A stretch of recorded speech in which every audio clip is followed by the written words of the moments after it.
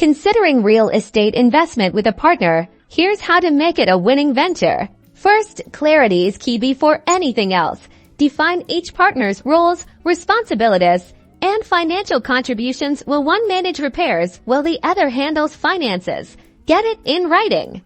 Next, draft a robust legal agreement. This isn't just about good faith.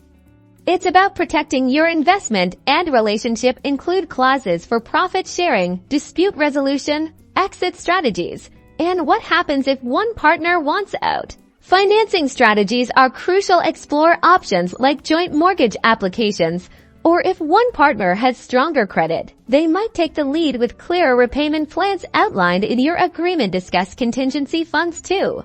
Then, establish clear property management. Decide who handles tenant screening, rent collection, maintenance, and regular financial reporting. Consistency here prevents future headaches. Finally, communication is your most valuable asset. Schedule regular meetings to discuss property performance, tenant issues, and future plans. Transparency builds trust and ensures long-term success. By meticulously following these steps, you can navigate the complexities of purchasing a rental property with a partner, turning it into a successful and rewarding investment. Good luck!